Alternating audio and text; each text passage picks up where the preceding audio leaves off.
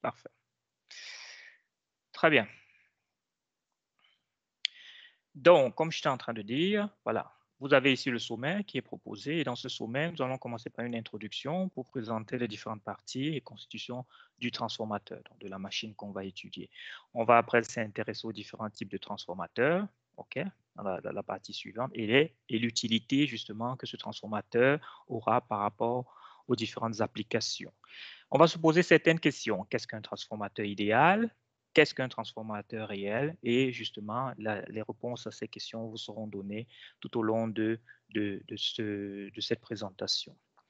OK. Nous allons aussi nous intéresser à une partie ici, qui est le circuit équivalent, qui est en fait une modélisation du transformateur en un circuit, comme des circuits électriques que vous avez vus en première. Donc, l'idée ici, c'est pour essayer d'aller déterminer certaines grandeurs et caractéristiques du transformateur. On est obligé d'établir un circuit équivalent. Et ce circuit équivalent, nous allons découvrir comment l'établir et comment définir les différents éléments qui constituent ce circuit. OK?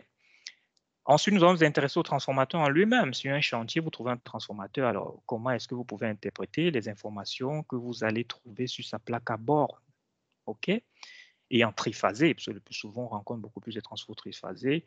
Comment est-ce que le transfo est en triphasé? On va moins étudier le triphasé, vu que c'est quelque chose qui vous intéresse moins. On va plus se concentrer sur le transfo monophasé. Tout ce qui va nous intéresser sur le transfo triphasé, c'est la partie couplage. OK? Parce qu'en triphasé, c'est un peu comme si vous avez 3 transformateurs monophasés.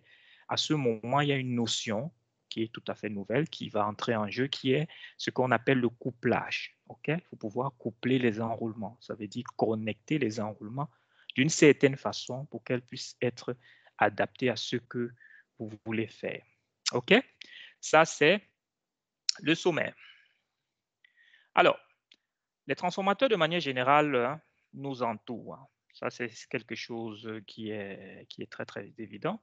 Donc, on va les retrouver un peu partout, aussi bien dans des outils, dans des équipements que nous avons au quotidien. Par exemple, vous avez ici, là, votre chargeur que vous avez à la maison. À l'intérieur, vous avez une première étape qui est l'étape de transformation. Donc, vous transformez d'abord avant justement de passer à d'autres étapes. OK? Donc, au-dessus aussi de nos têtes, quand vous marchez un tout petit peu tout au long de la route, vous avez certains pylônes électriques. D'accord? Ces pylônes électriques sont là pour assurer ici tout ce qui est transport de l'énergie. Et à certains moments, sur certains pylônes, vous rencontrez des transformateurs. D'accord? Qui sont des transformateurs justement qui sont là aussi pour pouvoir servir de transition de niveau d'énergie d'un point à un autre. OK? Dans des chantiers, par exemple, aussi, vous avez des transformateurs. Les transformateurs de chantier sont souvent utilisés pour pouvoir justement abaisser le niveau de tension. Abaisser le niveau de tension, c'est essayer de passer à des tensions assez basses, qu'on va appeler des DBTS. C'est des très basses tensions de sécurité. OK? C'est des tensions qui vont permettre de pouvoir protéger l'usager contre des chocs électriques qui sera l'objet d'un des cours dans la partie installation électrique. Donc ça, c'est vraiment le contexte de manière générale. En électronique, vous avez sur des PCB des transformateurs. OK? Vous retrouvez des transformateurs chez vous, dans vos coffrets électriques, pour pouvoir gérer tout ce qui est sonnette électrique et certains petits autres systèmes électriques, OK, qui sont obligés de passer par des transformateurs.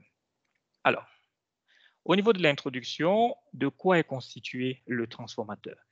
Il faudrait déjà savoir que le transformateur, vraiment, c'est un système qui va permettre de transformer la tension et le courant en un autre système de tension et de courant. OK? Donc, on transforme la tension et le courant en un autre système de tension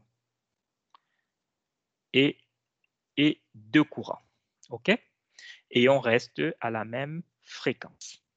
OK? Très important. De quoi est constitué un transformateur? Alors, comme vous regardez ici sur la figure de droite, celle-ci qui est marquée, comme constituant d'un transformateur, on a tout un ensemble de speed. On a un bobinage, d'accord? Un bobinage ici, hein, que j'ai noté ici.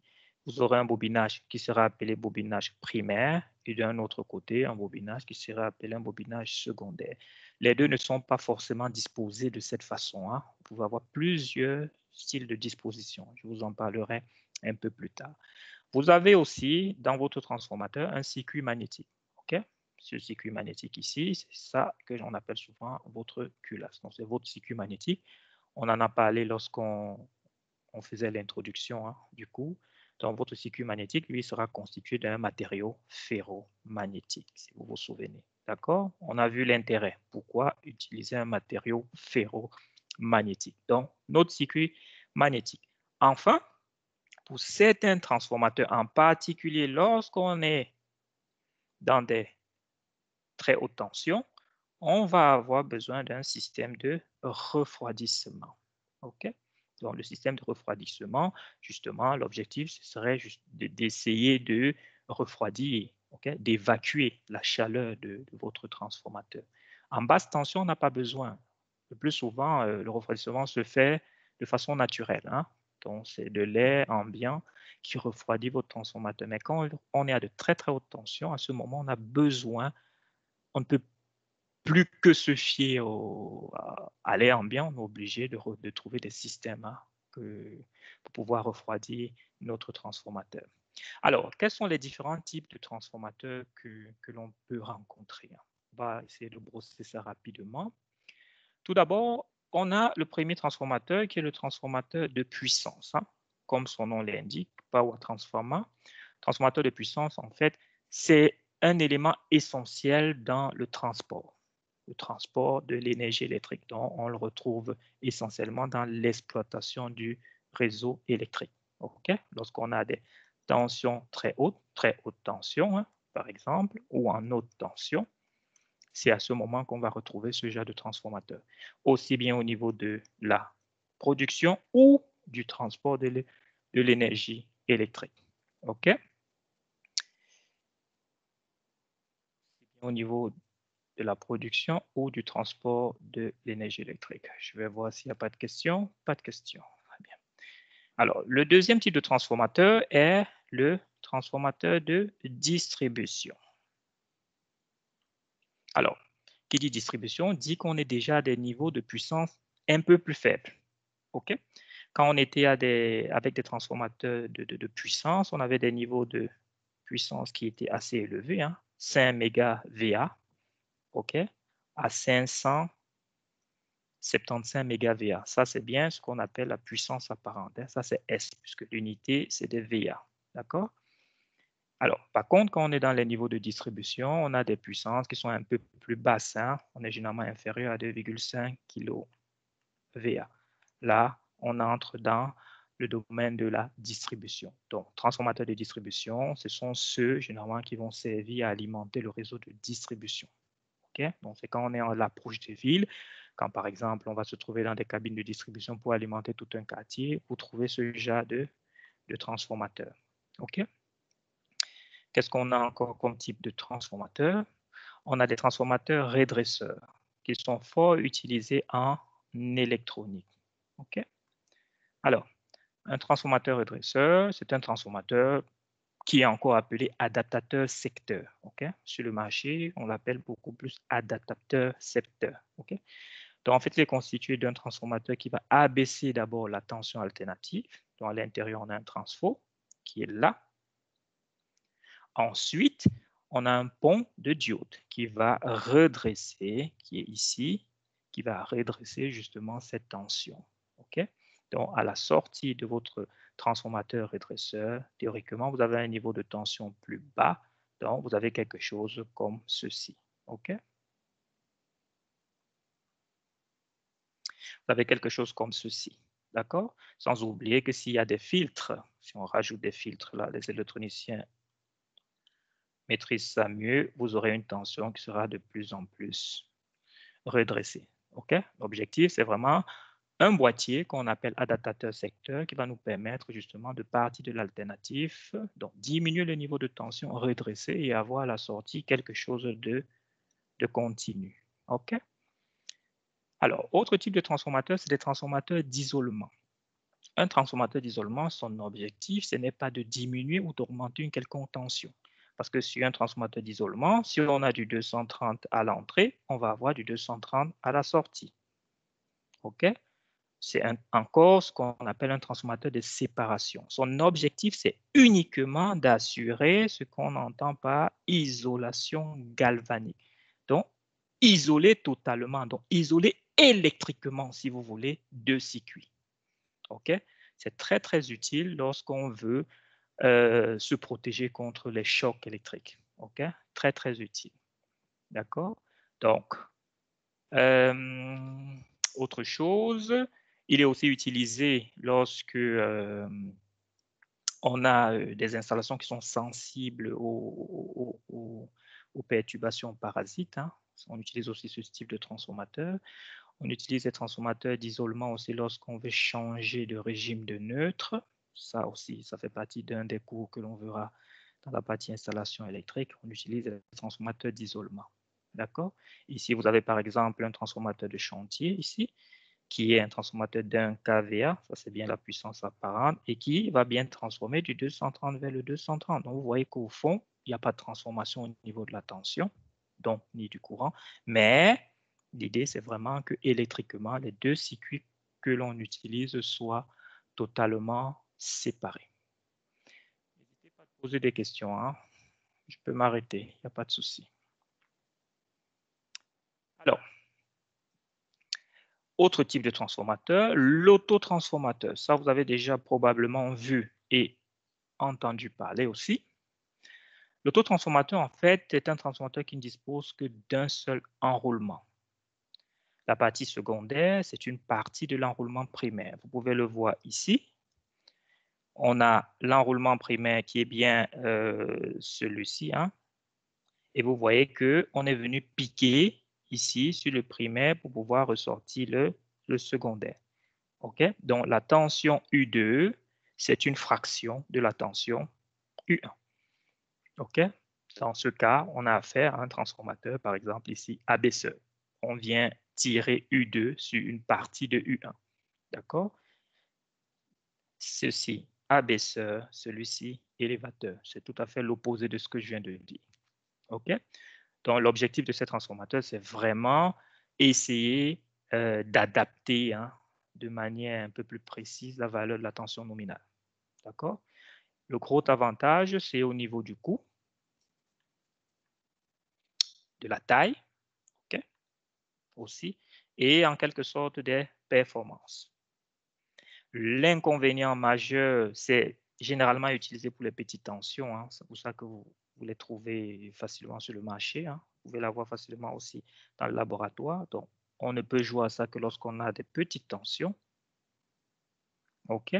Et malheureusement, l'un des gros inconvénients, c'est qu'il n'y a pas d'isolation galvanique. OK? Il n'y a pas de séparation de circuits. OK? Ça, c'est l'un des gros avantages. Ici, vous avez son symbole. Au niveau de la représentation, ça, c'est un autotransformateur triphasé. Hein. On entre ici avec le primaire et on sort là avec le secondaire. Donc, ça, c'est son symbole. Si vous rencontrez ça quelque part, vous pouvez déduire directement que c'est un transformateur, est un autotransformateur. OK. Voilà, il y a quelques questions.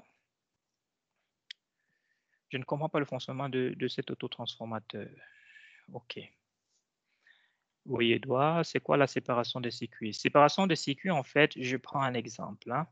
Ici, j'ai une source. Une source qui peut être sujette ici, par exemple, supposons que c'est ma source ici qui est renvoyée à la terre. Hein. Ça veut dire j'ai un piquet de terre ici, d'accord, qui est relié à ma source. Alors, cette source va alimenter mon transformateur. Ici, j'ai envie d'alimenter, par exemple, une lampe ici. Et l'idée ici, c'est que je n'aimerais pas que si, par exemple, il y a un défaut, j'ai pris le cas d'une lampe, hein, ça peut être une machine, que s'il y a un défaut ici sur ta machine, que le courant puisse remonter tout au long de ton circuit pour pouvoir se retrouver de l'autre côté. OK? Ça, vous comprendrez mieux ça lorsqu'on fera les chocs électriques. À ce stade, c'est un peu difficile de vous expliquer le parcours du courant maintenant. OK? Donc, l'idée, c'est vraiment séparer le circuit, faire en sorte que le circuit de droite n'ait pas de lien électrique avec le circuit de gauche. OK? Donc, en cas de problème électrique ici, quand je dis problème électrique, c'est choc électrique le plus souvent. OK? Donc, de problème avec une masse électrique, que cette masse électrique ne se retrouve pas en train d'interagir avec celle du réseau précédent. OK, Emmanuel?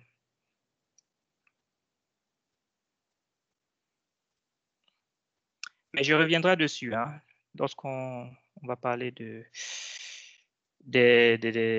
systèmes de liaison à la Terre. Tu me rappelles ça? Alors, je ne comprends pas le fonctionnement. Édouard, comment je peux t'expliquer ça? Je vais passer peut-être sur l'autre. Alors, ici, je prends un exemple. On a un autotransformateur ici qui est alimenté et qui a une certaine tension U1, 20 volts. OK? Alors, l'autotransformateur, c'est quoi? Ça, c'est le primaire. Si c'était un transformateur qui a une séparation, à ce moment, il y aurait eu ces deux barres au milieu et il y aurait eu le secondaire ici. D'accord? En fonction du nombre de SPI ici et du nombre de SPI ici, je sais savoir quelle est la tension que j'aurai ici. OK? Ça, on y arrive dans la suite du cours. Cependant, l'autotransformateur est un tout petit peu différent. L'autotransformateur, lui, qu'est-ce qu'il fait? Il n'y a pas de séparation de circuit. Ce que l'on fait simplement, c'est qu'on vient sur le premier bobinage, celui-ci, et on vient, on va dire, souder un fil ici. Alors, on va faire ça de l'autre côté, comme ça c'est plus clair. On vient souder, on va dire, un fil ici. Donc, on gratouille un peu ici, hein, puisque je vous ai dit que tout ça, c'est dans un isolant transparent. Et on sort un fil ici. Et de ce fil-là, on dit que ceci est U2. OK? C'est-à-dire, si ceci, c'était, supposons, 50 SPI, donc à 50 SPI, tu as 20 volts. Je suis venu gratouiller ici, j'ai créé une connexion ici, j'ai sorti un fil et j'ai peut-être pris que 20 SPI. Ça veut dire que pour 20 SPI, j'aurai une autre tension qui sera un peu moindre que 20 volts. On est d'accord? Donc, l'idée maintenant, c'est de pouvoir ne pas gratouiller de cette façon, mais d'installer un système comme un curseur qui va pouvoir glisser au-dessus des enroulements, si tu veux, et se positionner là où tu veux. Donc, si le curseur glisse et ramène le début de U2 jusqu'ici, ça veut dire que U1 égale à U2. Par contre, si je le glisse de moitié, ça veut dire que U1, c'est le double de U2. Si je le glisse d'un tiers, U1, c'est voilà, c'est le triple de U2. D'accord, Edouard? U2 supérieur à U1. Avec ce style-ci, non. Ce que tu viens de dire, c'est correct si j'ai un transformateur abaisseur. D'accord? Ça, c'est un autotransformateur abaisseur. Cependant, tu as aussi des autotransformateurs élévateurs. Si tu regardes dans cette deuxième situation-ci, tu vois que dans un autotransformateur élévateur, le primaire, c'est celui-ci. OK? Et le secondaire, c'est plutôt ceci. Le primaire a moins de SPI et le secondaire en a plus. Donc, tu as deux situations. Si tu es dans un autotransformateur abaisseur, le nombre de SPI de primaire sera toujours plus grand que celui du secondaire. Par contre, si tu es dans un autotransformateur élévateur, le nombre de SPI du primaire sera plus petit. OK? C'est exactement un peu comme un potentiomètre, mais ça se joue avec des tensions. Exactement. Bien. Plus de questions? On continue. Alors, comme autre type de transformateur, on a ce qu'on appelle les transformateurs de mesure. Ça, vous l'avez vu l'année passée avec monsieur Rousseau. C'est des transformateurs qui sont utilisés pour transmettre la mesure de la tension et du courant quand ceux-ci sont trop élevés. Okay? Si on a un appareil de mesure, par exemple un ampèremètre, et on se rend compte que cet ampèremètre ne peut pas mesurer un courant, est limité au niveau de son calibre, par exemple à 10 ampères, et qu'on veut mesurer un courant de 500 ampères, on ne va pas utiliser cet ampèremètre parce qu'il ne va pas supporter le courant qu'il mesure. Alors, de ce fait, on utilise un transformateur de mesure. Donc, on passe par un transformateur de mesure avant de venir connecter notre appareil. D'accord? Donc, vous avez des transformateurs de mesure de tension, qu'on appelle voltage transformer, et des transformateurs de mesure de courant. Ça a été vu par M. Rousseau l'année passée. OK? Donc, je ne m'attarde pas trop dessus. Alors, ensuite, qu'est-ce qu'on a d'autre? Transformateur d'impulsion. Ça intéresse fort les électroniciens. Le transformateur d'impulsion, en fait, c'est un transformateur qui va produire des impulsions électriques de grande vitesse et d'amplitude constante. OK? Ils sont la plupart du temps utilisés dans la transmission d'informations numériques le plus souvent et avec des transistors, donc avec des semi-conducteurs, entre autres. Donc, il va fonctionner généralement en haute fréquence. D'accord? Concrètement, qu'est-ce qu'il fait? Il va transformer un signal sinusoïdal en un signal carré qui, lui, va attaquer votre semi-conducteur. OK? Pour les électroniciens, vous savez bien que vous avez, par exemple, sur votre transistor, vous devez attaquer ici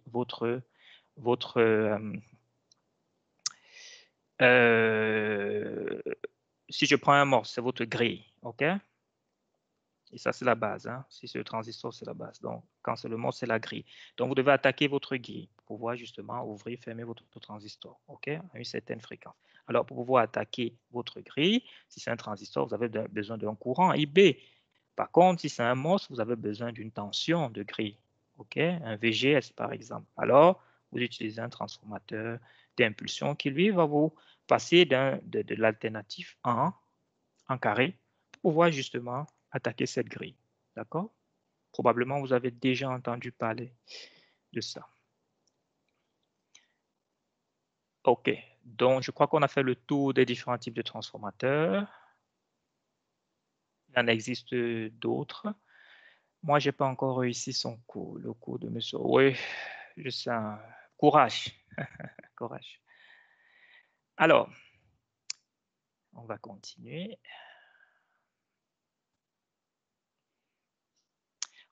Intéressons-nous maintenant au transformateur monophasé. Comme je vous l'ai dit, on va beaucoup étudier le transformateur monophasé et un tout petit peu le triphasé, hein, très peu, juste pour vous parler de tout ce qui est couplage. Alors, comme introduit déjà, on a dit que nos transformateurs monophasés étaient constitués entre autres d'un circuit magnétique ici. Hein. Circuit magnétique ici, c'est un noyau par exemple de fer. OK, ici, on a des enroulements qui sont isolés. Hein. Donc, ça veut dire les enroulements passent dans un vernis. Donc, vous imaginez qu'avant de venir bobiner votre transformateur ici, vous avez ici du vernis. Hein. Donc, on prend l'enroulement, on passe dans le vernis avant de venir bobiner votre. D'accord? Donc, chaque spi est isolé. D'accord? Très important. Et on a le primaire qui va produire un certain flux et le secondaire qui va essayer de capter le flux produit par le primaire. OK? Sachant que votre noyau magnétique ici est là pour canaliser ces lignes de champ. Ça aussi, ça a été déjà introduit là, il y a quelques jours. OK? Ça, ce n'est pas encore le principe, mais je vous présente de manière très, très simple. OK? Au niveau de la constitution, on va dire que le plus souvent, il y a deux types de présentation. Les transformateurs se présentent de deux façons. On a la forme qu'on va appeler de core form et l'autre de shell form. Okay? Le core form, c'est encore ce qu'on entend par la forme noyau. D'accord? Ça, c'est la forme noyau. Et le shell form, c'est la forme cuirassée ou en coque, si vous voulez. Cuirassée ou en coque. OK? Alors, lorsque les enroulements entourent le noyau, alors le transformateur a une forme noyau. Donc, ici, on a les enroulements qui entourent le noyau. Voici vos enroulements. OK? Je vais vous faire un petit dessin pour mieux vous montrer ça. Lorsque c'est plutôt le noyau qui est ici, qui entoure vos enroulements, vous êtes dans une situation cuirassée, dans une situation shell ou sandwich, encore appelé.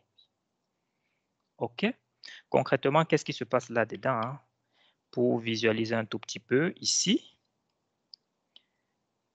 Là-dedans, si j'essaie de représenter ça, voici comment le plus souvent on bobine, hein. Parce que le bobinage que vous voyez souvent de manière générale, ce n'est pas trop comme ça. Ici, pour pouvoir assurer votre bobinage, ce que l'on a l'habitude de faire, c'est on bobine le primaire. Donc, vous avez votre enroulement primaire qui est bobiné de moitié et on continue ici. Ça, c'est votre primaire. On va dire c'est votre primaire ici. D'accord? Et ensuite, on fait idem, on bobine le secondaire.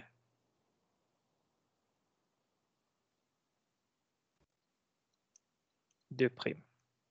OK? Le plus souvent, dans la configuration noyau, le bobinage est de cette façon pour pouvoir réduire au maximum le flux de fuite. OK? Si vous vous souvenez, hein, quand vous bobinez comme ceci, comme je vous ai présenté tantôt, vous avez une partie du flux qui va circuler comme ceci, mais vous avez aussi du flux qui sera perdu. Ça, c'est sûr. Vous avez certes un noyau magnétique ici qui va essayer de canaliser au mieux les lignes de champ, mais il y aura forcément de la fuite. Or, en bobinant de cette façon, vous réduisez considérablement la fuite. Ça ne veut pas dire qu'il n'y a plus de fuite, il y en a, mais moins que dans cette situation-ci. OK? On aura plus tendance à bobiner comme ceci. Donc, ceci, c'est bel et bien la configuration noyau. OK?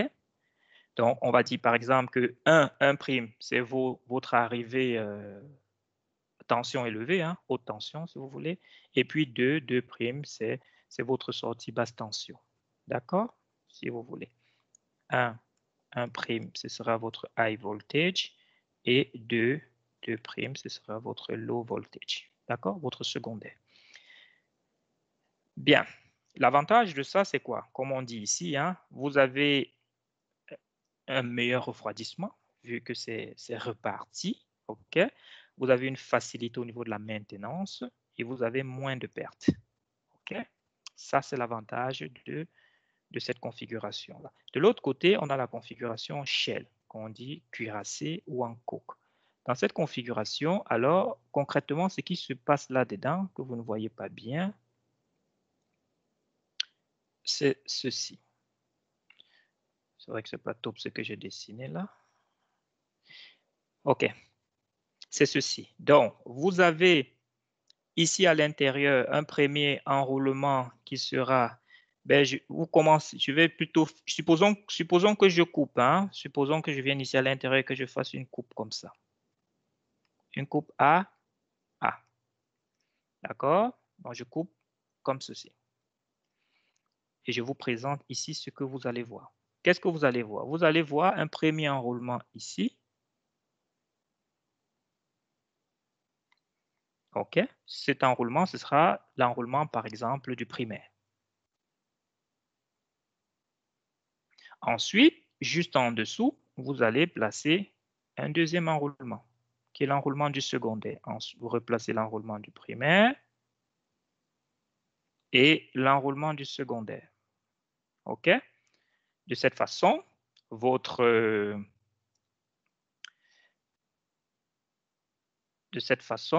bobinage, en fait, hein, c'est un peu comme si ici, vous partez d'ici, vous avez 1, de là à là, et vous ressortez ici, vous avez 1'. OK? C'est ça du bobinage sandwich. Et de l'autre côté, vous avez ici 2 et vous partez de là, vous connectez ceci à ceci et vous avez 2'. OK? Parce que si je me mettais à bobiner comme j'ai fait ici, vous n'aurez rien vu. Donc, c'est comme si je fais une coupe, je vous montre comment le bobinage est effectué. Donc, on bobine d'abord, par exemple, le primaire. Après, on laisse un vide. Là, on bobine un tout petit peu plus bas. On rebobine dans le vide le secondaire que l'on bobine ensuite. Tout ça, c'est des dispositions pour pouvoir limiter au maximum le flux de fuite et permettre une circulation harmonieuse du flux. OK? Donc, avantage ici, c'est un peu plus compliqué à maintenir. Hein. à faire de la maintenance, vu que vous voyez la façon dont c'est bobiné, c'est plus compliqué. OK? Donc, de l'autre côté, ici, qu'est-ce que l'on a? On a moins de pertes comparé à l'autre où il y avait plus de pertes. Hein. Je crois avoir dit moins de pertes sur l'autre. Donc, c'est l'inverse. C'était une erreur. OK? Donc, ça, c'est ce qu'on entend par disposition en noyau.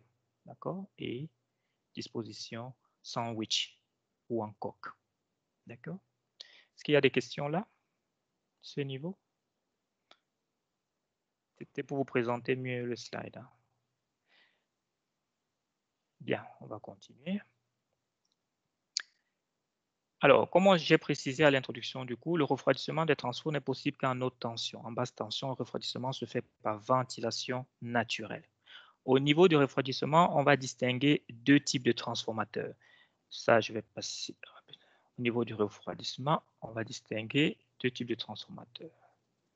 Alors, on aura d'un côté les transfos secs.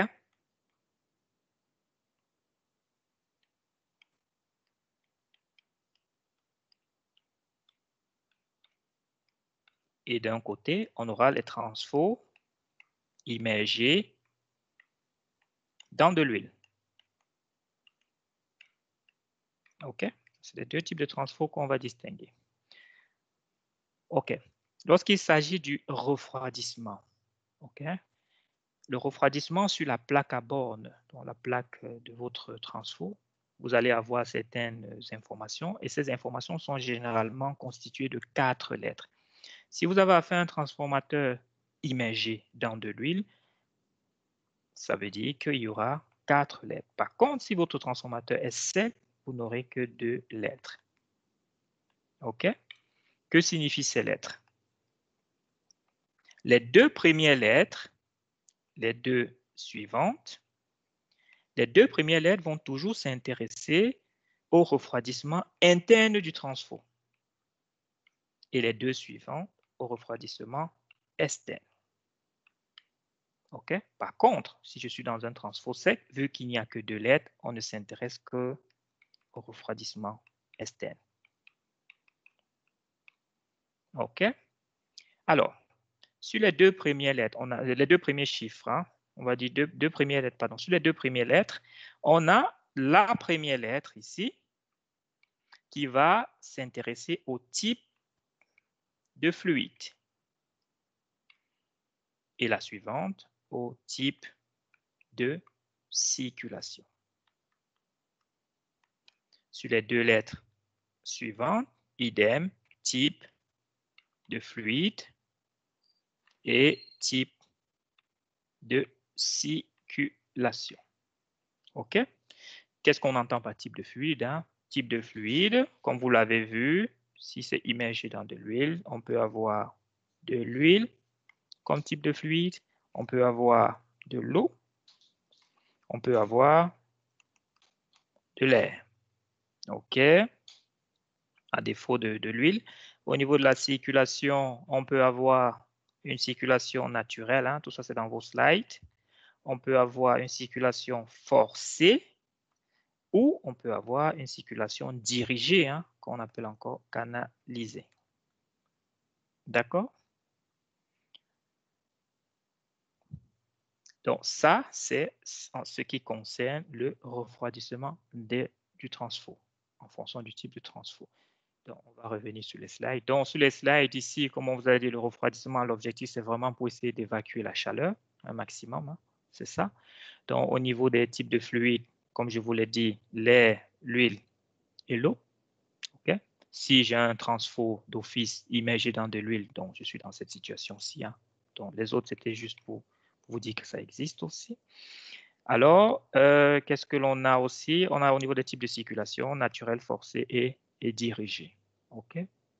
Alors, par exemple, si vous rencontrez sur la plaque signalétique concernant le refroidissement cette inscription ONAN, ça veut tout simplement dire oil natural et air natural, qui veut simplement dire circulation naturelle ici, refroidissement par circulation naturelle de l'huile dans le transformateur, okay? Et circulation naturelle de l'air à l'extérieur du transformateur. OK? Ça va? Si vous rencontrez par exemple ONAF, ça voudra dire circulation naturelle de l'huile dans, donc refroidissement par circulation naturelle de l'huile dans le transformateur et circulation ventilée. Donc à ce moment, on force l'aération dans les parties externes. Donc on utilise par exemple un ventilateur. OK? Puisque on a la lettre F qui veut dire forcer. Ça va? Très bien. Alors, un petit exemple ici. Hein. Si par exemple, on a OFAF, est-ce que l'un de vous peut me proposer ceci dans le chat?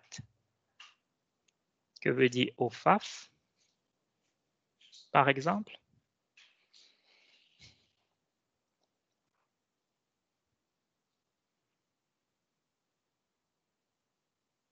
Oil Force, Air Force. OK, très bien. Oil Force, Air Force. Très bien, Louis. Antoine. Donc, c'est assez simple. Hein? Donc, à l'examen, si vous avez une question comme ça, vous pouvez aussi bien me répondre comme il a répondu. Hein? C'est correct. Ou former une phrase en français, ça revient au même. Il n'y a pas de souci. À l'examen, vous pouvez utiliser des thèmes anglais. Vous pouvez faire un mix entre l'anglais et le français dans vos réponses. Il n'y a pas de problème. Vu que vous avez des notes en anglais, je ne trouve aucun mal à ça. Ça va? Alors, on va continuer. Très bien. Bon, pour les autres, je vous laisse cogiter sur ça à la maison. Ça va? Naturel, oui, ça circule. Parce qu'on va supposer qu'un fluide, même s'il est naturel, il va circuler, il doit.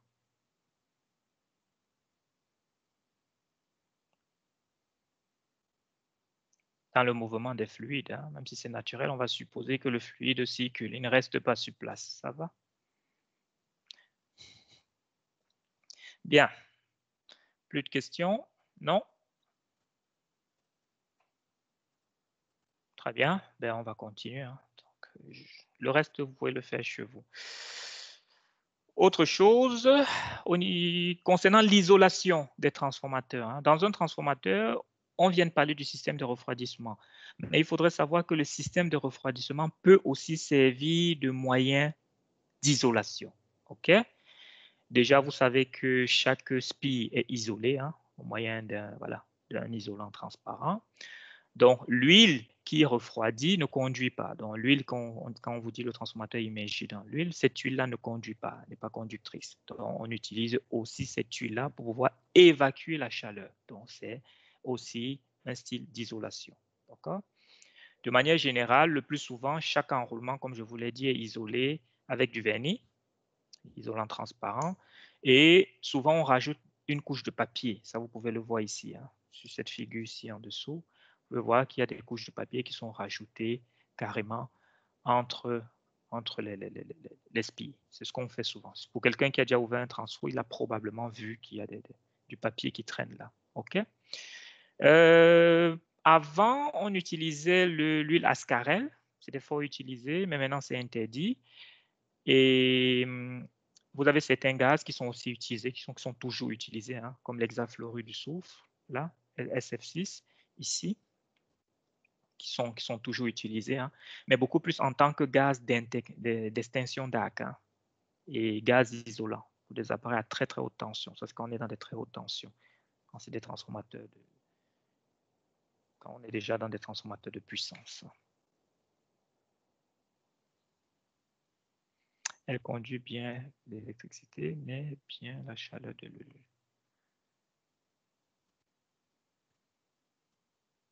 Je ne comprends pas ta question.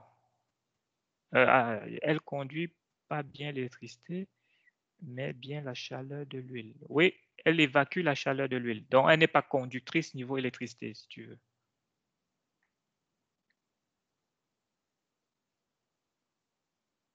Oui, merci Yann. OK. Voilà, donc là, à ce stade, on a présenté brièvement ce que c'est que le transformateur, les types de transformateurs qui existent, et on s'est intéressé à tout ce qui était refroidissement et isolation du transformateur jusque-là. Donc maintenant, on va s'intéresser au fonctionnement du transformateur. Physiquement, qu'est-ce qui se passe là-dedans? OK? Pas de souci, Edouard. Alors, On va d'abord s'intéresser au transformateur à vide. Hein. À vide, c'est ce qui est appelé ici no load. Hein. Ça veut dire sans charge. D'accord? On va essayer de s'intéresser au transformateur à vide. Ça veut dire qu'il n'y a rien connecté ici. Uniquement, par exemple, un voltmètre. OK? Bien. L'enroulement primaire que vous avez ici est soumis à une tension sinusoïdale. On va supposer ici qu'on va connecter ici une source sinus. Hein. Donc, cet enroulement est soumis à une tension sinusoïdale. Donc, le courant, cet enroulement va être traversé par un courant. Et ce courant va créer d'office un champ magnétique. OK? Bien. Et suivant la loi de Lenz, si vous vous souvenez, on a dit que s'il y a création d'un courant, et si ce courant est variable, il y aura l'apparition d'un courant induit qui aura tendance à vouloir faire justement à s'opposer au courant qu'il a créé. Donc, ici, on aura la création d'une force électromotrice qu'on va appeler E1. OK? Ensuite, le courant qui est créé va donner naissance au champ magnétique, donc au flux, qui est ceci. Ce flux va être canalisé par mon circuit magnétique et ce qui va renvoyer ce flux à l'intérieur d'un deuxième enroulement. OK? À l'intérieur d'un deuxième enroulement. Et d'après la loi d'Hopkinson, à ce stade-ci, hein, ça c'est ce qu'on pouvait écrire déjà au début. Donc, le flux va être envoyé dans un deuxième enroulement. Comme le flux est variable et qu'il passe à l'intérieur du deuxième enroulement, alors on aura l'apparition aux bornes du deuxième enroulement d'une force électromotrice. OK? Ce deuxième enroulement n'est connecté à rien, donc il n'y a pas de courant. Pour le moment, le courant ici vaut 0. Mais on voit bien l'apparition d'une force électromotrice. OK? Comme il n'y a pas d'apparition de courant, on ne peut pas parler de courant induit à ce stade-là. OK? Ça, c'est ce qui est expliqué dans ce slide. Donc, nous sommes à vide. Mais le plus souvent, vos transformateurs ne fonctionnent pas à vide. Mais nous nous intéressons d'abord au fonctionnement à vide pour pouvoir justement déduire certaines formules. Donc, si nous revenons sur ce que je viens d'expliquer alors, nous avons l'alimentation du premier enroulement. Il y a l'apparition d'une force électromotrice qui est due à la loi de Lenz et cette force électromotrice va permettre de pouvoir écrire ceci. OK? Donc, on aura la variation du flux puisque le flux est variable. Par rapport au premier enroulement, on a une force électromotrice qui va apparaître, qui veut s'opposer à cette tension-ci qui lui a donné naissance. OK? D'un autre côté, le flux ainsi créé va commencer à se diriger comme ceci dans notre circuit magnétique. Hein, et quand il va passer à l'intérieur de cet enroulement-ci N2, et comme il varie, suivant la loi de Faraday à ce moment-là, hein, on aura une force électromotrice qui va apparaître. OK? Donc, on a deux forces électromotrices, l'une vers le primaire, une au niveau du secondaire. Cependant, on observe que le flux ici et là, c'est le même, puisque c'est le circuit magnétique qui conduit ce flux. Donc, je peux bien exprimer ici le flux en fonction de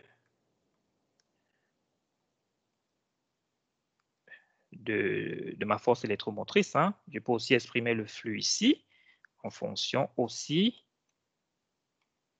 de la force électromotrice là. Donc, en exprimant les deux flux de cette façon, je peux carrément arriver à égaler ces deux flux. Donc, j'arrive à cette égalité-ci. Donc, si j'égale moins E1 sur N1 égale moins E2 sur N2, les moins disparaissent. Je me retrouve avec E1 sur N1, donc je peux bel et bien écrire que E1 sur E2 égale à N1 sur N2. Et c'est comme ça qu'on va définir un thème, un nouveau thème qui sera appelé le rapport de transformation, qui est K. OK? Qui est notre rapport de transformation. Bien, dans cette situation-ci, on a réussi à écrire un certain E1, un certain E2. Mais on se rend compte que E1, c'est la force électromotrice qui apparaît au niveau des enroulements. Donc, entre les enroulements et la source, vous avez ceci. Si on fait l'hypothèse, tout simplement, que la chute de tension au niveau des enroulements est très, très, très minime, alors on peut arriver à identifier E1 à U1 et E2 à U2. Et de ce fait, notre expression ci peut devenir ceci. OK? Donc E1 et U1 sont sensiblement égales, E2 et U2 sont sensiblement égales. Donc on peut avoisiner cette nouvelle expression. Donc notre rapport de transformation peut aussi bien être défini par U1 sur U2, U1 sur E2, N1 sur N2, tout simplement. OK? Ce qui va simplement nous permettre de déduire maintenant quel type de transformateur on a. Si ce rapport de transformation ci, que je vais appeler K, s'il est inférieur à 1, ça veut tout simplement dire que le transformateur qu'on a, c'est un transformateur abaisseur. Si ce K est supérieur à 1, on aura un transformateur élévateur. OK?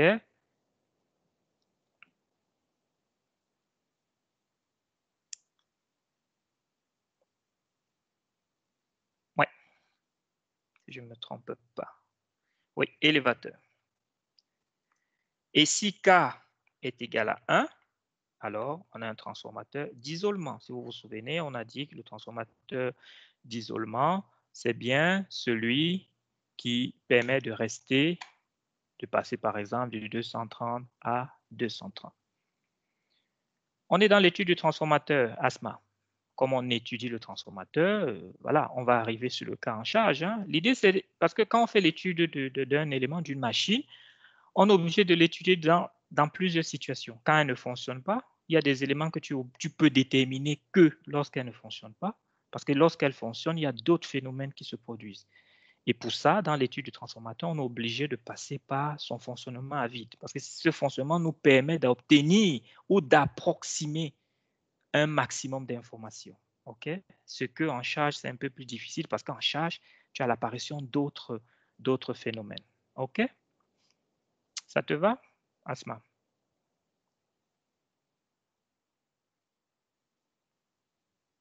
Très bien. Donc, je vais revenir un tout petit peu sur le slide précédent, juste pour compléter une information que j'ai oublié de vous donner ici. Hein. C'est en fait lorsque celle-ci, qui concerne la loi d'Hopkinson, hein, ici, la loi d'Hopkinson, en fait, c'est une égalité qui va apparaître dans votre circuit. Si vous avez alimenté votre circuit avec une source dont il y a un courant I1 qui circule, forcément, le courant I1 fois le nombre de spires N1, ce que j'ai appelé, si vous vous souvenez, la force magnétomotrice, hein, qui est la force qui génère le flux. Okay? Cette force-là, c'est un peu comme la force électromotrice de votre circuit magnétique.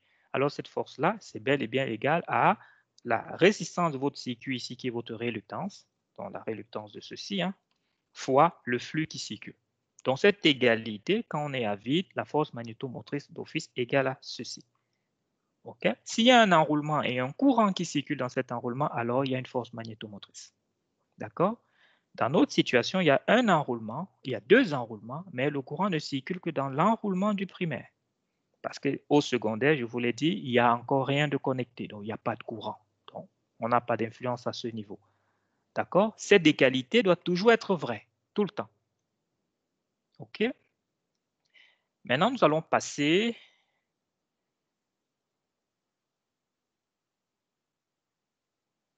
dans une situation en charge. Donc, on décide de charger notre transformateur. Charger notre transformateur, c'est venir installer ici, par exemple, une ampoule. Supposons. S'il y a une ampoule, ça veut dire qu'il y a un courant qui circule. OK? S'il y a un courant qui circule, ça veut dire que ce courant-là, multiplié par le nombre de spis, lui aussi, il va générer une autre force magnétomotrice, puisqu'il y en avait déjà une de ce côté. D'accord? De ce fait, s'il faut respecter l'égalité, qu'est-ce qu'on a? On a que la loi d'Hopkinson va maintenant s'écrire comme ceci. Concrètement, qu'est-ce qui se passe dans votre circuit? Parce que votre circuit, donc votre transformateur est chargé, parce qu'il y aura maintenant l'apparition d'un courant I2, alors la loi de Lenz, qui est ici, en fait, qui va générer ici, hein, donc la loi de Lenz à ce niveau-là, va essayer à ce moment de créer un courant induit. Parce que le courant I2 va varier. Comme le courant I2 varie, il aura l'apparition ici d'un courant induit. Et l'apparition de ce courant induit va donc générer une autre force magnétomotrice.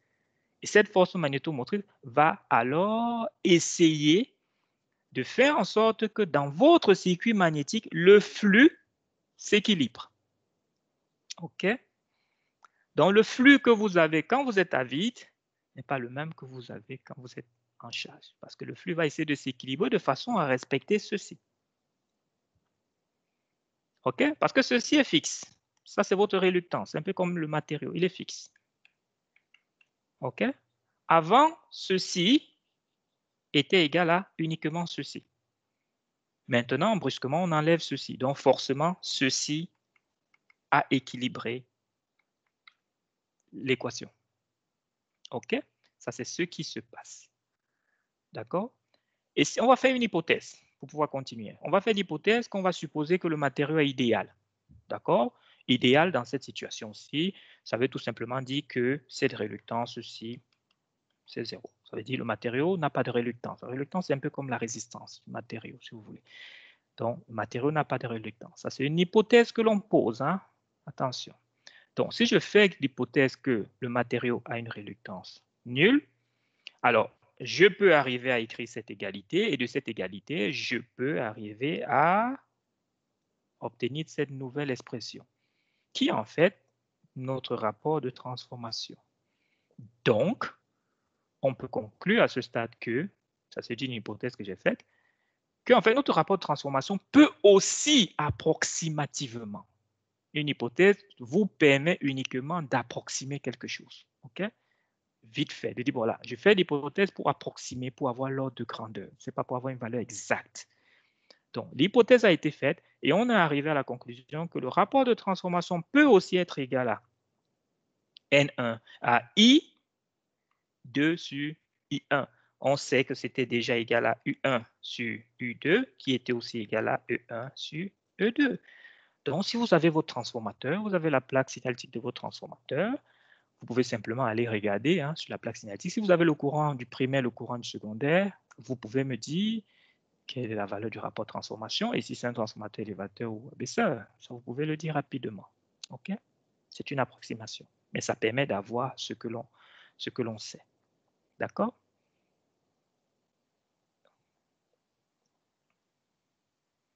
Nous allons maintenant nous intéresser à l'hypothèse. Tantôt, on a parlé de transformateur idéal. On a été un peu vite. Mais ça c'est quoi, en fait, cette histoire de transformateur idéal? Hein? C'est bien beau de dire idéal, mais idéal, ça veut dire quoi? On a déjà conclu que idéal voulait dire que la réluctance était nulle. OK? Réluctance nulle veut dire que la perméabilité est infinie. C'est ce que ça veut dire. Perméabilité, c'est la facilité, la capacité qu'a votre matériau magnétique à laisser passer les lignes de champ, donc votre flux magnétique. Donc, c'est infini. On a une perméabilité magnifique. Les lignes de champ glissent dans votre matériau. OK? Ça, c'est ce que ça veut dire idéal dans notre situation. Et si cette perméabilité est très, très, très, très grande, ça veut dire qu'il n'y a quasi pas de réluctance. D'accord? Ça, c'est la première donnée. La deuxième donnée, ça concerne le flux de fuite. OK? Un matériau, un transformateur idéal, s'il n'y a pas de fuite. Pas du tout. C'est bien le terme idéal. Pas de flux de fuite. Ceci a été déjà dit, ceci a été dit. Il est aussi idéal si ces enroulements sont parfaits. Il n'y a pas de chute de tension. Forcément, vous avez vu que s'il y a des enroulements quelque part, il y a forcément une résistance. Hein? S'il y a une résistance, il y a forcément des pertes de joule, donc de l'échauffement dans le câble. On vous dit que si le transformateur est idéal, boum, il n'y a pas de chute de tension au niveau des câbles. Donc, pas de résistance au niveau des câbles. Pas de réluctance au niveau du circuit magnétique. Hein? Pas de flux de fuite. Donc, tout le flux qui est créé ici est canalisé. Pas de flux comme ça. D'accord? Rien n'est perdu. Et pas de perte au niveau du matériau. Vous vous souvenez de ces pertes, hein? On en a parlé. Quand on a parlé des deux pertes à retenir au niveau du matériau, vous vous souvenez? Quelqu'un peut me rappeler ça vite fait? Perte au niveau du matériau? Ça, vous devez avoir. Ça doit être un credo pour vous. Hein? Hystérésis, très bien, Edouard. Et l'autre?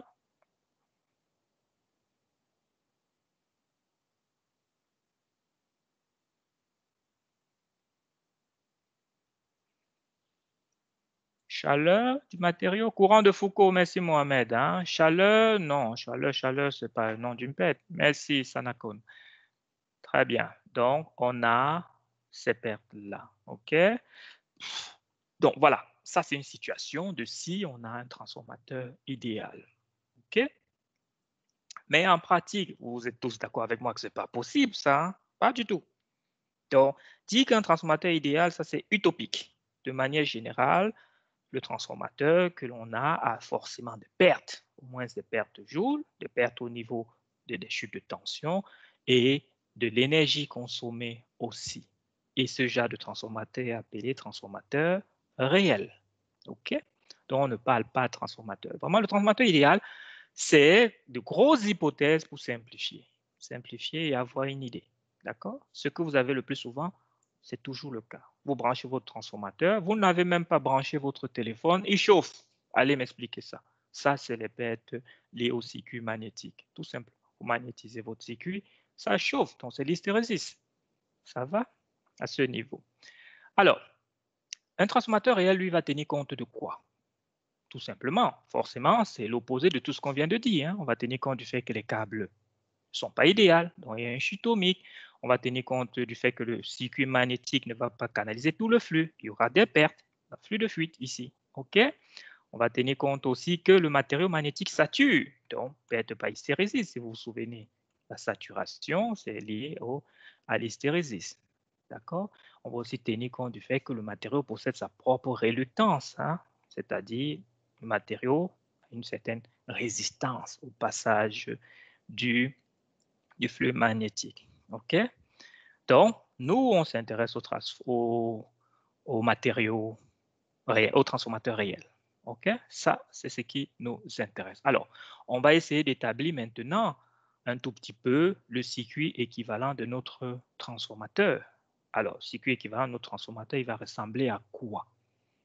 Tout simplement, tout d'abord, ce qu'il faut savoir, c'est quoi? C'est que vous avez ici votre transformateur. On va supposer que ça, c'est notre transformateur réel. Donc là, c'est notre transformateur réel. Hein? Ça, c'est la séparation. Transformateur réel, c'est-à-dire c'est le transformateur parfait. Le transformateur parfait se représente comme ceci. Cependant, on vient de dire que le transformateur, il n'est pas parfait. Hein? Les enroulements du primaire et du secondaire présentent, comme c'est des conducteurs, ils présentent une chute de tension. Donc, je peux représenter une certaine résistance au secondaire et une réactance au secondaire. Ça, c'est ce qu'on va appeler, je vais écrire d'abord pour le primaire, résistance au primaire, réactance au primaire. Ça, c'est ce qu'on va appeler la résistance et l'impédance de fuite. OK? Donc, ceci, c'est comme une impédance, si vous voulez, qu'on va appeler l'impédance de fuite. D'accord? En plus de ça, votre matériau présente des pertes. C'est un matériau qui sature, c'est un matériau qui a des courants de Foucault.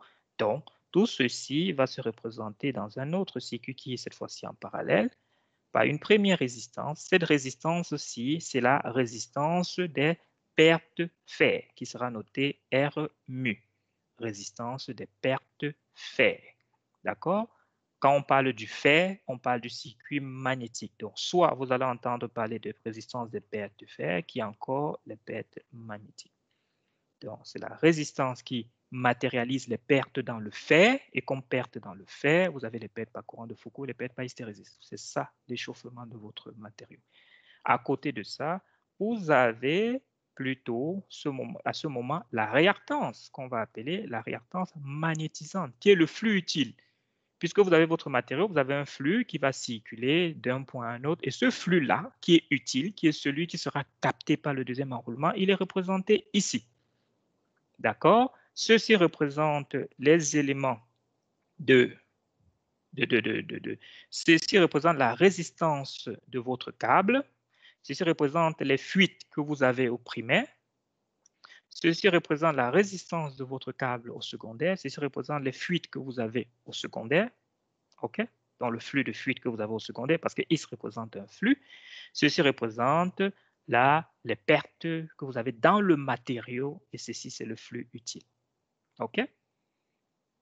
Ça va? Donc, si on met tout ça ensemble, qu'est-ce que l'on obtient si j'efface tout ceci? Bon, ça va me prendre du temps d'effacer tout ça, hein. Je vais juste effacer un peu pour pouvoir afficher l'autre. Voilà. OK. Ben, si on met tout ça ensemble, alors, qu'est-ce que l'on obtient? On obtient un circuit comme ceci. Dans ce circuit, vous avez bien votre résistance ici, qui est la Attendez.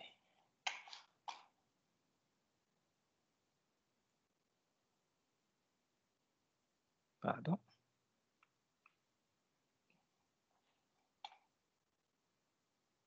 Juste un instant. Voilà. Voilà. Donc, ici, vous avez ici, au niveau des enroulements du primaire, vous avez la résistance du primaire ici, des enroulements du primaire.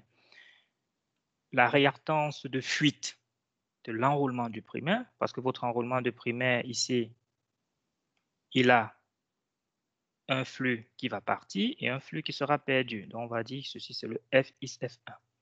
D'accord? L'enroulement du secondaire ici, lorsqu'il y aura apparition d'un courant I, vous aurez un flux qui va entrer dans le circuit, hein, pour faire la loi d'Hopkinson, et vous aurez un flux qui sera perdu, XF2. D'accord? C'est celui-ci. Ceci, c'est la résistance des enroulements du secondaire, parce que c'est du cuivre. Et à ce niveau, on a au niveau du matériau la résistance ici des pertes dans le fer et le flux utile. OK? Est-ce qu'il y a des questions à ce niveau avant de continuer rapidement? Pourquoi le flux de fer en parallèle dans le câble? Pourquoi le flux du fer? Parce qu'en fait, ici, c'est une modélisation, Yann. Ici, tu es en train de faire un modèle. L'idée, c'est un peu de te dire, voilà, si j'alimente ici, si j'alimente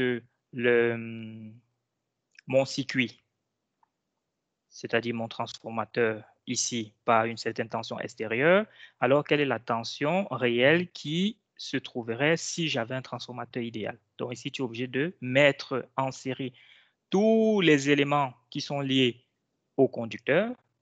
Et maintenant, l'élément qui est lié à ton circuit magnétique, tu vas le mettre en parallèle. OK? Dans la théorie de circuit, lorsque tu représentes une machine, généralement, c'est symbolisé comme ça.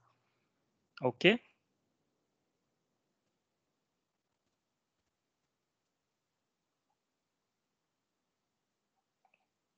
OK. Donc, de ce fait, vous devez être capable, hein, d'expliquer chaque élément comme je viens de le faire. De ce fait, alors, ce qu'on va faire, c'est qu'on va essayer de prendre tous ces éléments-ci, qui sont les éléments du secondaire, et essayer de les placer au primaire. OK?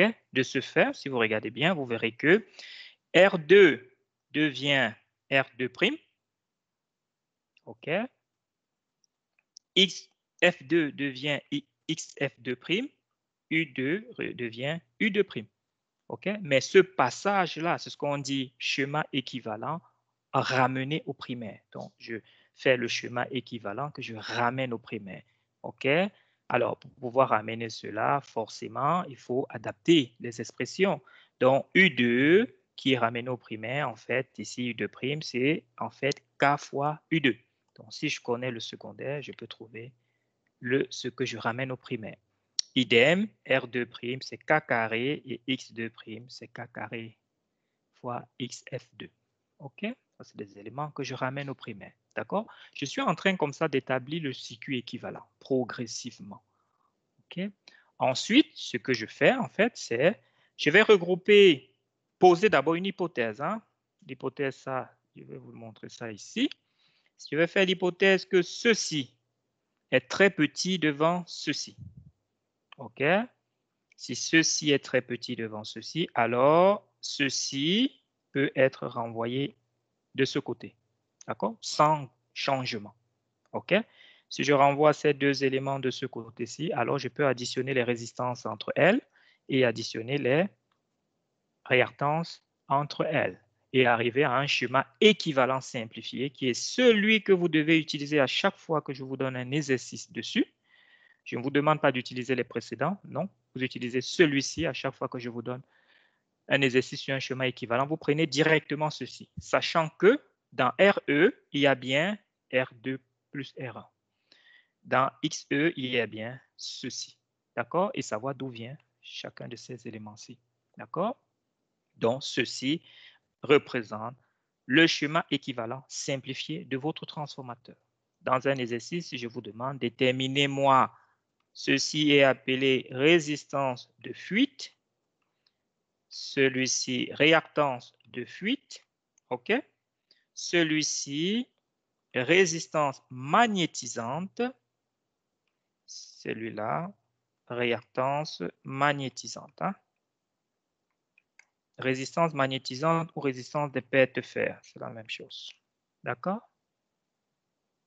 Donc, il y a des exercices que je vous donne et je vous dis, voilà, déterminez-moi cela. OK? Alors, comment est-ce que on fait pour pouvoir déterminer ces éléments? Là, il y a 4 éléments. Comment est-ce qu'on arrive à déterminer ces éléments dans un transformateur? Pour ça, on va aller quelques slides plus loin. Hein. Donc, on va aller faire ces slides déjà avant de revenir après. Pour cela, on va faire ce que l'on appelle des essais. D'accord? Donc, on va effectuer des essais sur le transformateur. 2 essais en particulier. Le premier essai, c'est l'essai à vide. Donc, on va effectuer un essai à vide. Là, je suis au slide 29. Hein? 29 ou 30 dans vos slides. Donc, vous allez un peu plus loin. On va effectuer 2 essais. Donc, le premier essai, c'est un essai à vide. D'accord? OK. Essai à vide veut dire que rien n'est connecté. Si vous regardez ici, je n'ai connecté qu'un voltmètre. D'accord? Si le secondaire, par exemple, est vide, là, je positionne juste à côté mon circuit équivalent. Si le secondaire est vide, hein, ça veut dire ce secondaire, s'il n'y a rien connecté là, ça veut forcément dire qu'il n'y a pas de courant qui circule de ce côté. OK? Ça veut dire que ce courant-ci est nul. Et si ce courant-là est nul, je peux clairement faire disparaître cette partie-là. OK? D'accord? Je suis dans un essai, donc je prends mon transformateur, je connecte une source ici, hein, source alternative, ici. Je mets un voltmètre ici, ça veut dire qu'il y a théoriquement, il n'y a pas de courant ici. S'il n'y a pas de courant là, c'est un peu comme si j'étais uniquement en train d'étudier ce qui se passe ici, dans cette partie-ci, qui est en fait le matériau, la partie magnétisante du transformateur. D'accord? Et si dans cet essai, j'ai réussi à mesurer la puissance P0, la tension U10, le courant qui va circuler ici I10, 0 veut dire vide, alors je peux, comme cela, obtenir facilement une relation, puisque ça devient de la résolution de circuit. Hein. Si je connais la puissance qui est mesurée, grâce à la puissance, je peux carrément écrire U carré sur R mu et je trouve R mu. Et si je connais la puissance et que j'ai la puissance aussi réactive, je peux comme ça aller déterminer aussi le X mu, tout simplement. D'accord? OK? Donc, j'effectue un essai à vide pour pouvoir déterminer les éléments de la branche magnétisante de mon transformateur. OK? Si par contre, je décide ici de mettre plutôt une source variable, hein, source variable, ça peut être un autotransformateur que je connecte là. Comme ça, je peux faire varier progressivement ma tension. Si je connecte une source variable, alors je peux comme ça réussir, puisque j'irai point par point, à construire la caractéristique magnétique de mon matériau. Si vous vous souvenez, la caractéristique magnétique d'un matériau, c'est ce qu'on avait dessiné quand je vous ai montré l'hystérésis. Donc, vous avez votre matériau. Comme cela, vous pouvez avoir ici la tension U1 en fonction du courant I1. Vous aurez ainsi votre caractéristique magnétique. D'accord? Comme ça, vous savez voir à quel moment votre matériau sature. Ça, c'est la caractéristique magnétique de votre matériau. Donc, cette caractéristique s'obtient à vide et à tension variable. OK? Par contre, pour pouvoir déterminer R mu et X mu, je fais un essai à vide et à tension nominale. Hein, à ce moment, je suis à tension nominale, U nominale, pour pouvoir obtenir les grandeurs dont j'ai besoin. Ça, c'est le premier essai. Le second essai, c'est un essai en court-circuit. Court-circuit veut dire, je viens sur mon secondaire et je relie simplement les 2 bornes, pas un fil. OK? J'ai court-circuité mon circuit. D'accord? Et si je court-circuite ainsi mon circuit et que je reprends mon circuit équivalent, qu'est-ce qui se passe? En fait, ayant court-circuité mon circuit, le courant qui va circuler dans le secondaire du transport va très, très, très vite et rapidement devenir grand. Très, très vite. Donc, à peine, si c'est une tension, par exemple, de 230 volts, à peine vous aurez mis 15 volts, que le courant sera déjà élevé. D'accord? C'est pour ça qu'on préconise que lorsqu'on fait cet essai, il faut toujours appliquer uniquement 5 à 10% de la tension nominale. Donc, pour un essai, par exemple, à court-circuit pour 230 volts, vous devez appliquer 23 volts, si je prends 10%, et peut-être moins. D'accord?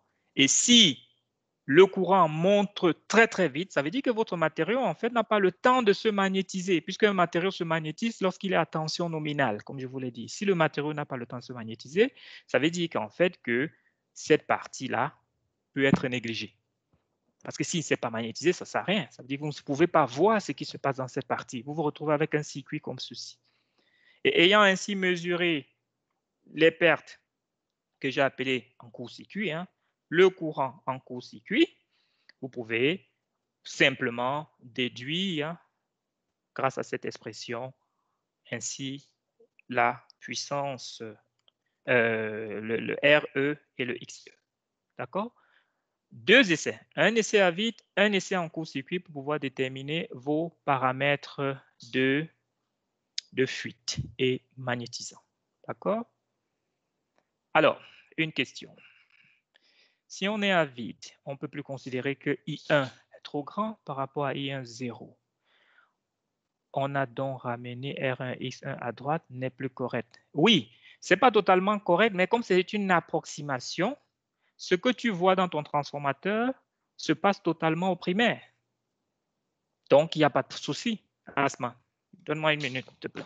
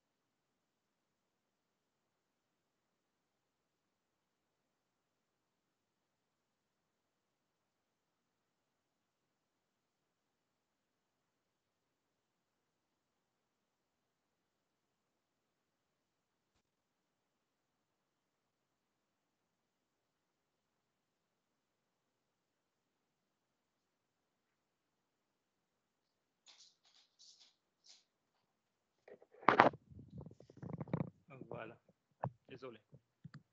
OK. Quand on enlève la résistance, puis on va sur un câble. Pas vraiment, hein, Yann. C'est pas vraiment du Thévenin ici. Ici, c'est des techniques de mesure. Donc, dire que c'est du Thévenin, non. Thévenin, en fait, quand tu enlevais, tu remplaçais pas. Oui, tu remplaçais, mais la source aussi, la source te disparaissait. Donc, c'est pas la même chose. C'était pour trouver la résistance équivalente, en fait, que tu faisais ça, le RTVN. Donc, c'est pas trop ça, en fait. Donc, ici, c'est vraiment des principes et des méthodes qu'il faut vraiment respecter. Vous devez être capable d'avoir cette logique dans votre raisonnement, parce que les questions que je vous pose sont des questions de compréhension. Vous devez être capable de comprendre. Donc, j'essaie d'expliquer au mieux la méthode. Donc, n'hésitez pas à me poser des questions. Mais vous devez être capable de réexpliquer tout ce que je suis en train de vous expliquer plus ou moins de la même façon. OK? Alors, donc vous savez comment est-ce qu'on établit le circuit équivalent. Donc, moi, je m'intéresse au circuit équivalent voilà, simplifié, celui que je vous ai montré. Donc, je ne vous demande pas de retenir ce qui est développé avant, mais de savoir d'où vient quoi. Parce que je peux vous demander, RE est constitué de quoi? Il faut être capable de me dire c'est constitué de R1 et de R2 ramené au primaire, par exemple. OK? Et R1, c'est la résistance des enroulements primaires. R2, c'est la résistance. XE est constitué de quoi? C'est constitué de X1 qui représente en fait le flux de fuite du primaire et X2' qui est le flux de flux du secondaire ramené au primaire. OK? Il faut être capable d'expliquer ça. C'est ça, il peut poser comme question. Mais si je vous demande de calculer dans un circuit, je vais toujours vous demander le circuit équivalent simplifié, toujours, parce que c'est plus rapide avec ça.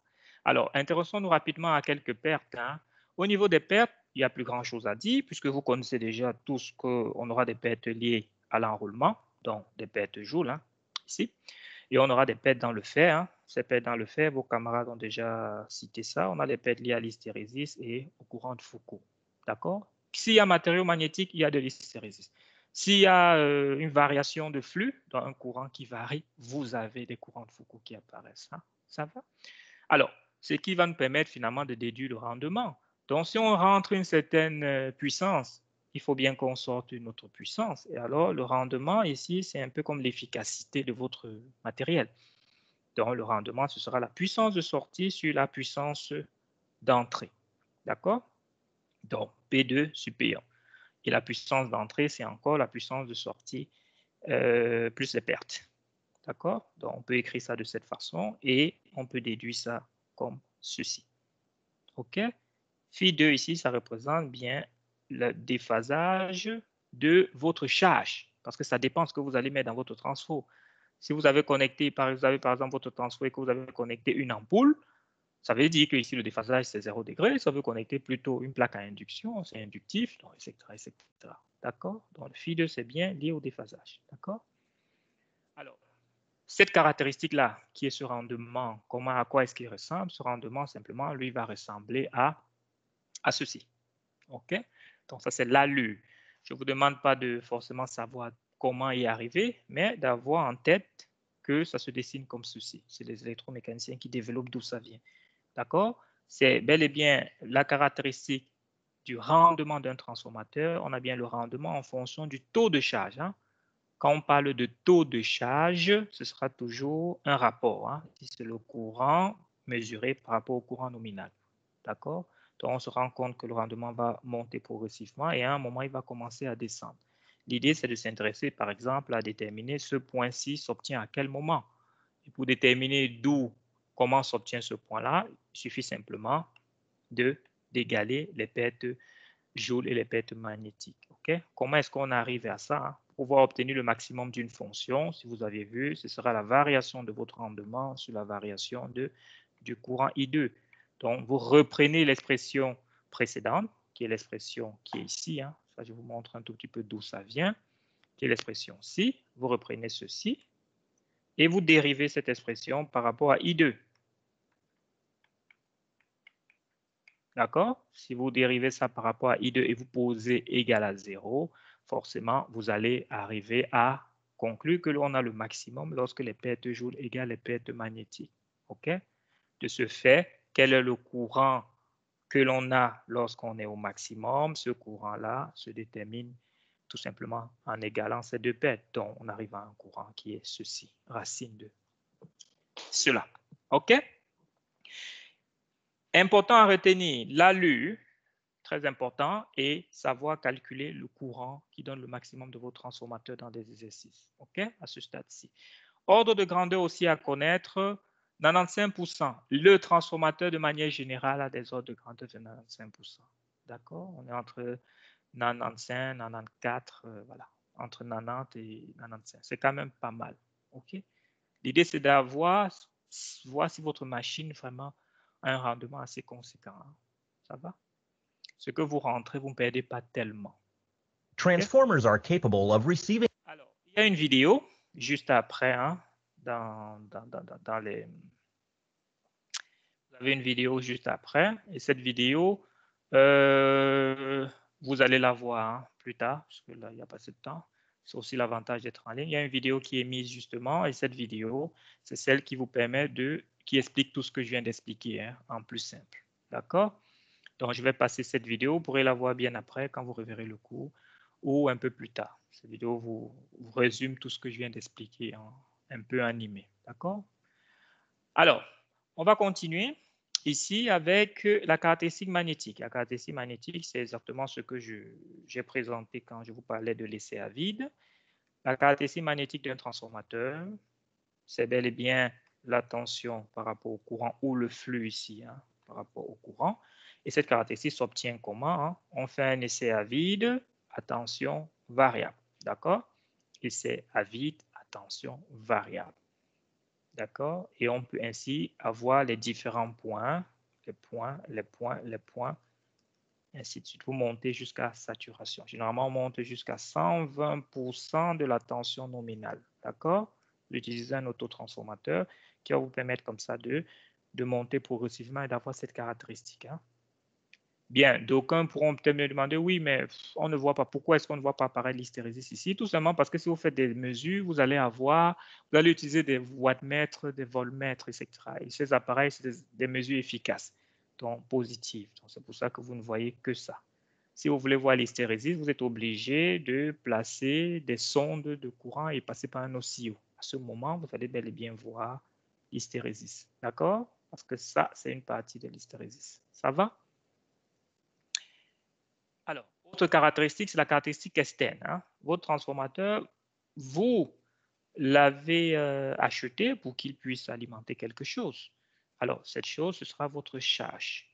Et une fois que votre transformateur alimente une charge, on peut établir une caractéristique externe. Alors, la caractéristique externe, ce sera toujours le taux de charge ici. Hein. Donc, on aura U2 par rapport à E de 0 par rapport à I2 sur I2. I2 sur I2 nominal, d'accord? C'est des valeurs nominales, hein, si vous voulez. Donc, ça peut être ici U2 sur U2 nominal et I2 sur I2 nominal, d'accord? Alors, cette caractéristique, voilà, je vous passe les détails, hein, comment on fait pour y arriver. On arrive quand même à un ensemble de courbes qui ont plus de formes d'ellipses, d'accord? Ces courbes-là peuvent, si on zoome un tout petit peu sur une partie utile, on arrive à quelque chose comme ça. Qu'est-ce qui est intéressant ici à savoir? C'est que lorsque notre transformateur, si dans notre transformateur, si on connecte pas dans notre transformateur une charge purement résistive, on aura la tension secondaire qui aura tendance à progressivement décroître si on a une charge résistive. Par contre, si la charge est inductive, à ce moment, la tension va décroître un peu plus vite. OK? Contrairement au cas où on a une charge capacitive, la tension aura d'abord tendance à monter avant de commencer son ascension. D'accord? Ça descend, pardon. D'accord? Ça, c'est ce qui est intéressant à retenir. C'est que ceci, c'est bel et bien la caractéristique en charge de votre transformateur suivant le cas de charge que vous aurez. Qu'est-ce qui justifie ça? C'est la chute de tension. OK? Et ça, c'est pas évident de vous expliquer ça si je n'ai pas les grosses équations, mais c'est la chute de tension qui est liée au fait que vous avez ici, par exemple, un cos phi dans un angle positif, et ici, vous avez un angle négatif, ici, vous avez un angle nul. D'accord? Donc, c'est ça qui justifie le fait que vous avez ces courbes. OK? Qu'est-ce qu'il faut retenir ici? Les allus et pouvoir m'expliquer que c'est dû à la chute de tension et au type de charge. OK? Alors, au niveau du symbole, le plus souvent en monophasé, le symbole du transformateur ressemble à quelque chose comme ceci.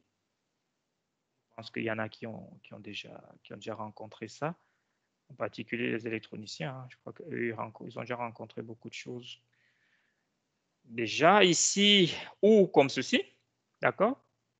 Et quand nous passons en triphasé, il faut préciser le couplage. Nous sommes dans ce sens-ci, d'accord? La plaque à borne d'un transformateur a tout un tas d'informations. Hein. Si je regarde cette plaque à borne qui vous est donnée ici, j'ai peut-être le numéro de série qui est là. J'ai ici 50 volts qui est le niveau d'isolement, en fait, qui est la tension d'isolement au niveau des enroulements. Hein. Ça veut dire que les enroulements peuvent supporter cette tension sans claquer. Au-delà de cette tension, il y a un claquage. Hein. Ça veut dire que les enroulements ne tiennent plus. Ici, on a la date de fabrication. Ici, on a un numéro. Ici, on a la puissance. Donc, très important. D'accord? La puissance du transformateur. Ça donne en kVA. kVA, ça veut dire que c'est une puissance apparente. C'est S. N'allez pas me parler de P. OK? Vous avez ici tout un niveau de tension, tout un niveau de courant ici aussi. Donc, ça, c'est quelques éléments. D'accord? Le refroidissement qu'on a parlé ici en dessous, hein, vous voyez ici, c'est un refroidissement au NAN, comme on l'a dit. D'accord? Donc, on a de l'huile et de l'air. L'huile à l'intérieur et de l'air à l'extérieur. OK? Donc, ça, c'était pour vous présenter rapidement la caractéristique de votre transformateur. Je vais terminer avant de vous donner une pause. Hein. C'est plus simple. Comme ça, je coupe l'enregistrement une fois. Alors, ici, une petite application. Hein. Ça, vous pouvez le faire facilement chez vous. On va le faire tantôt aussi hein, dans l'exercice. Alors ici, on vous demande de déterminer K, IN2 et IN1. OK? Ça, je ferai avec vous tantôt avant de lancer les exercices tout à l'heure. Alors, intéressons-nous maintenant à quelque chose de très important que j'ai voulu faire absolument avant. C'est le couplage du transformateur. En triphasé, vous êtes obligé de coupler votre transformateur. Et deux types de couplage. Soit on couple en étoile, soit on coupe en triangle. D'accord? Et vous devez coupler le primaire et le secondaire. Alors, qu'est-ce qui nous permet de savoir quel type de couplage choisir? Déjà au primaire, pour pouvoir savoir le couplage qu'il faut effectuer au primaire, le choix va dépendre de la tension maximale que peut supporter un enroulement. D'accord? Tension maximale que peut supporter un enroulement. Très important. Et la tension maintenant d'alimentation. Donc, on va vous dire, on peut vous alimenter avec telle tension et on va vous dire, votre transformateur peut supporter telle tension. Et grâce à ces deux informations, c'est-à-dire celle-ci et celle-ci, vous pouvez dire, voilà, je vais coupler en étoile ou en triangle. Ça, c'est au primaire. Au secondaire, plutôt, ce qui va nous intéresser, c'est la tension que vous avez besoin à la sortie. OK? Si vous êtes dans un chantier et qu'il vous faut du 400 volts à la sortie, vous devez vous arranger à ce que vos transformateurs fournissent du 400 volts à la sortie. Mais cependant, vous devez aussi être sûr que l'enroulement du secondaire est capable de fournir ou de supporter la tension que vous voulez à la sortie. Donc, ça dépendra de comment vous allez coupler. OK? Alors, ça, c'est pour le secondaire. On va faire un petit exemple ici, hein, une petite application. Ici, par exemple, je vous donne la plaque signalétique. Hein. Ça, c'est la plaque d'un transfo qui est donnée. Sur cette plaque, j'ai ceci, qui est la puissance apparente. Ceci représente la fréquence. Au primaire, je vous donne deux tensions. Au secondaire, je vous donne deux tensions. D'accord? Ça veut dire quoi quand je vous donne deux tensions? Vous devez retenir que la plus petite tension sera toujours la tension qui peut être supportée par un enroulement. La plus petite tension sera toujours la tension qui peut être supportée par un enroulement. OK? Alors, maintenant, on va essayer de voir quel est le couplage. On va voir ça ici, qu'il faut appliquer à chaque fois, qu'il faut faire à chaque fois. Si la tension d'alimentation est de 400 volts, quel est le couplage que je peux appliquer au primaire? Je devrais appliquer un couplage étoile. Si la tension de sortie voulue est de 400 volts, quel est le couplage que je peux appliquer au secondaire? Je vais appliquer un couplage étoile. OK? Je vous explique. Supposons que j'ai trois enroulements, comme ceci.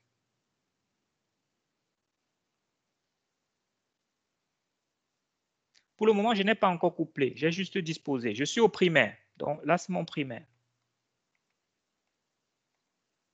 Je n'ai pas encore couplé. OK? Alors, comment est-ce que je sais que le primaire a ça comme tension? 230, 400. Ça veut dire qu'un enroulement peut supporter 230. Ça veut dire mon enroulement s'il peut supporter 230. Mon enroulement s'il peut supporter 230. OK? Celui-ci peut supporter 230. C'est ce que ça veut dire, puisque je vous ai dit le plus petit sera toujours ce que peut supporter un enroulement. On vous dit qu'on alimente ce transformateur par 400 volts, c'est-à-dire le fournisseur vous envoie 3 lignes. Et cette ligne, entre deux fils, c'est 400 volts. On vous demande comment vous allez coupler ce transformateur, sachant que vous ne pouvez coupler que soit en étoile, soit en triangle. Soit en triangle, soit en étoile. On va essayer. Si je décide de coupler en triangle, supposons je décide de coupler en triangle. Si je décide de coupler en triangle, ça veut dire que, voici mon couplage. Hein. Je sais très bien que 1 enroulement peut supporter 230, 230, 230. J'ai 3 lignes. Ça veut dire que la ligne ci va venir là, la ligne là va venir là et la ligne là va venir là. Mais il y aura un problème parce que entre deux lignes ici, j'ai 400 et mon enroulement ne peut supporter que 230. Vous voyez que je soumets 400 à un enroulement de 230. Donc, je ne peux pas coupler en triangle. OK? Par contre, si je décide de coupler en étoile, ça voudra dire que dans cette situation-ci,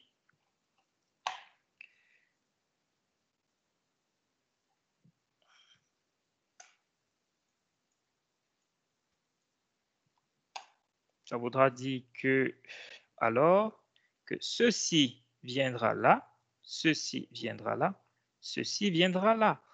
Là, c'est plutôt correct, puisque un enroulement seul peut supporter 230, mais entre deux enroulements, je peux bien supporter 400, parce que vous avez vu l'année passée que 400 divisé par racine de 3, j'ai bien 230. Donc, dans cette situation-ci, pour un transformateur qui a au primaire 230, 400, si je l'alimente en 400, je dois le coupler en étoile. Si au secondaire, je veux avoir la sortie 400, je dois coupler étoile. OK? Parce que si je couple triangle, ça veut dire que je ne peux sortir que pour aller alimenter, je ne sais pas, ma machine ici. Je ne pourrais sortir que entre deux fils 230. Or, je veux entre deux fils 400. Donc, je dois coupler étoile. 400 sur racine de 3, c'est ça, Yann? D'accord? 230, c'est 400 sur racine de 3. On va toujours vous donner des multiples de racine de 3. Hein? Toujours. OK? Bien, ceci dit, si je continue dans la deuxième situation ici, si le primaire est 400, j'aurai toujours étoile, mais si le secondaire est 230, à ce moment, je passe en triangle. D'accord? Si j'ai 230, 400, j'ai plutôt triangle, étoile, et enfin triangle, triangle. OK? Ça, c'est le couplage. On fera des exercices. Voilà. Vous avez des exercices dans les notes pour travailler dessus. Vous devez être capable de le faire. Hein. Ça, c'est sûr et certain. Ça, il y a une chance sur deux que vous ayez à l'examen. Même pas une chance. 90% de chance que vous ayez ça à l'examen. Ça, vous devez savoir le faire. Alors, autre chose. Autre chose ici au niveau du couplage, comment est-ce qu'on connecte? Hein? Ici, je vous ai représenté la plaque à borne d'un transformateur.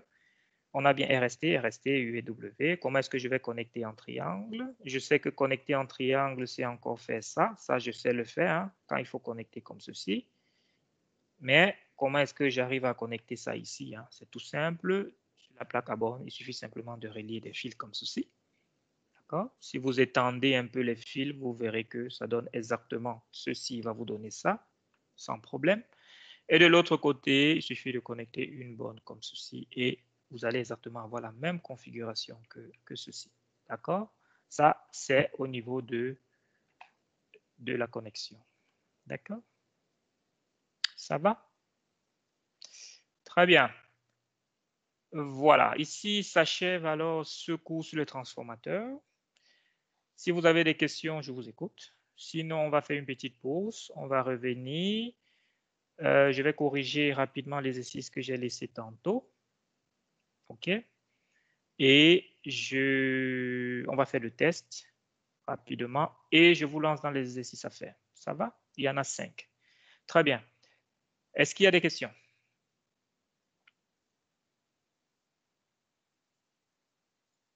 Non?